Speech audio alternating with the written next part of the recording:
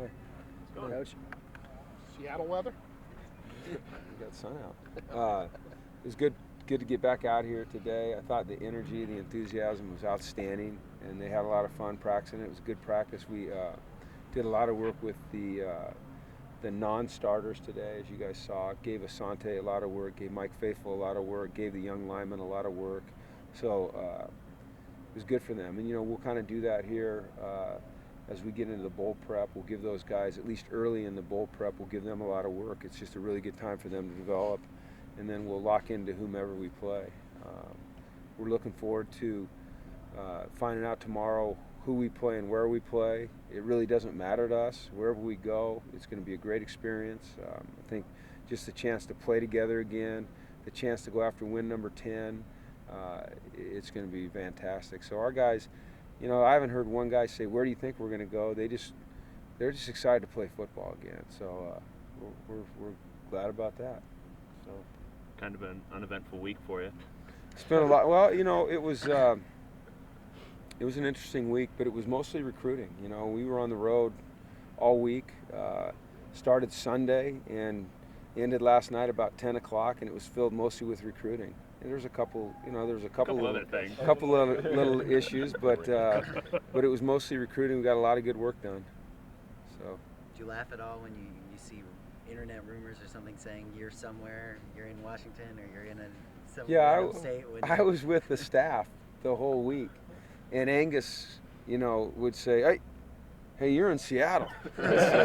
We're like up north. He goes, "You're in Seattle?" I said, "I am." This doesn't look like it. And he says, "Hey, we're in we're in the state, but we're up north." He goes, "Hey, we have a staff meeting in 15 minutes." I'm like, okay. So it was that stuff was pretty funny. But I tell you what, I'm just thrilled that to be able to be the head coach here. I love it here. I've said many times that I want to be here as long as they'll have me.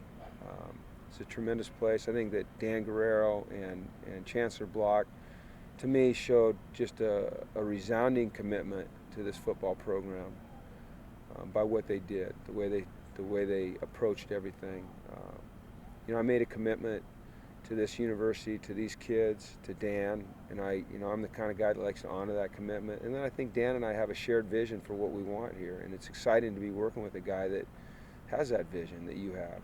And I love coaching these kids. I've grown very, very close to them, and all I ever wanted to do was be a UCLA Bruin. So I'm excited about it. Did you bring a shovel with you today to start breaking ground yet? No, but there's been a number of UCLA alums and supporters that have stepped up in a big way recently. That's exciting. We're well on our way in fundraising to being able to get a shovel in the ground as quickly as we can.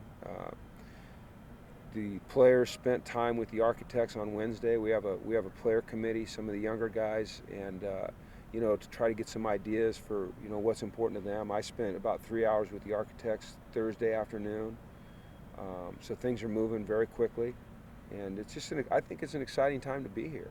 I really do. Recruiting's going well. We've got a great staff. We've got a tremendous commitment from administration. We've got a bunch of players in there that have bought into what we want to be as a culture, and I'm lucky. I'm very lucky to be here. Very lucky. After the Arizona State game, kind of the talk was 10 wins. Has that kind of become a rallying point for the team a little bit? It has. Yeah, I think it's really important to us. It's really important to these guys, especially the seniors, that they leave here with 10 wins. I mean, that would I think be the cherry on top for their careers.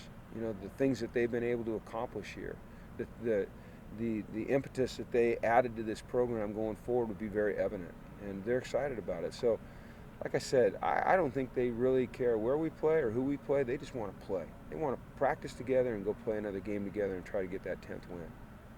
Why did you decide on Kennedy as kind of your guy for winning that coach spot? Well, I've known Kennedy and known about Kennedy for years. He's widely recognized as, if not the best, one of the very best running back coaches, football coaches and men in this profession, and that's at every level, whether it's the NFL level, college level, and then recently, he was at Loyola. You don't find a better man than Kennedy Pola. You know, you don't find a better football coach than him. His integrity is beyond reproach. His enthusiasm for the game. All you have to do is talk to people that he's worked with or players that he's coached, and they all say the same thing. You know, they all use the words "great man," and that's what we want around here. You know, and we're really lucky to have him in the program. I mean, really lucky to have him in the program. He's a heck of a. He's going to be so great for these kids. You know, he has a unique ability to be really tough and demanding, and do it with a loving spirit. I appreciate that. Do you expect to retain all your staff or hire any more? Is this?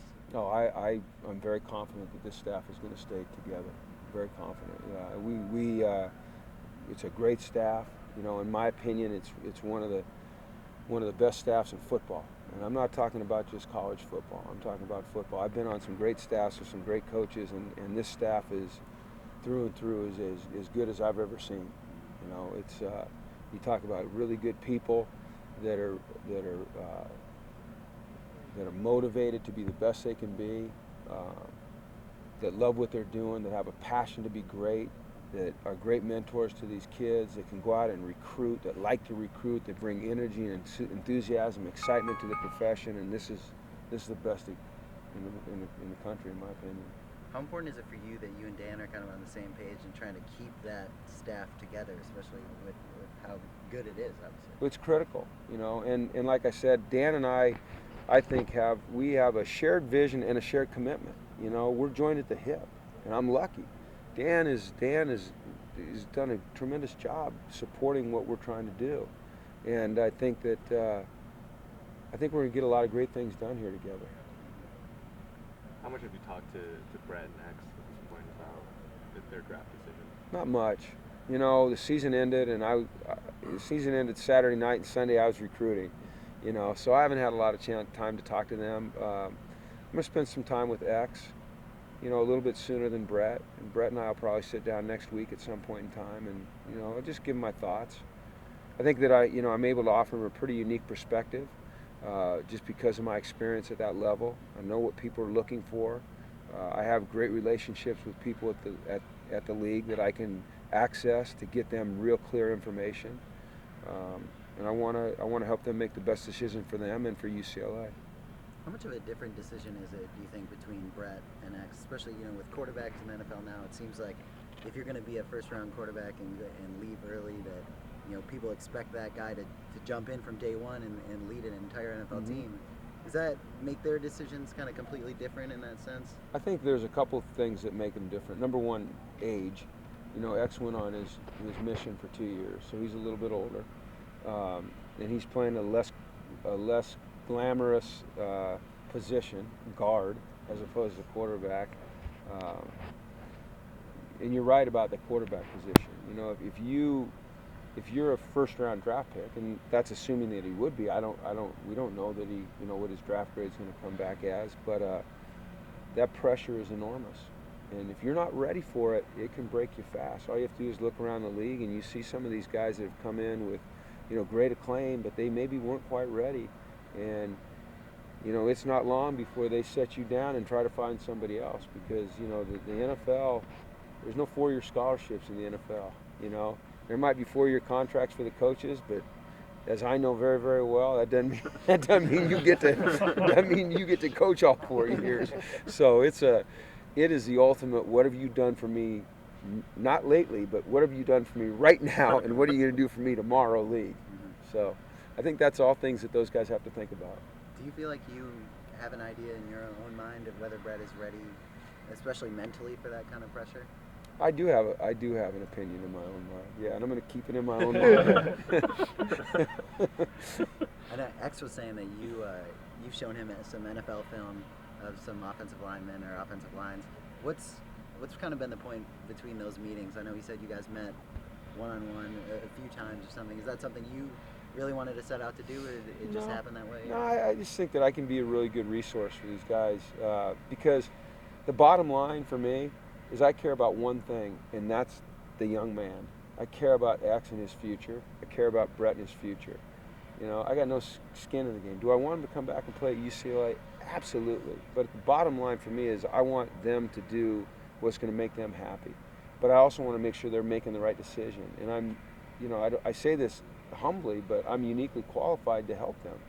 My experience lends that to them, and so I'm going to give them my opinion based upon what I know, which is, I've sat in 25 drafts.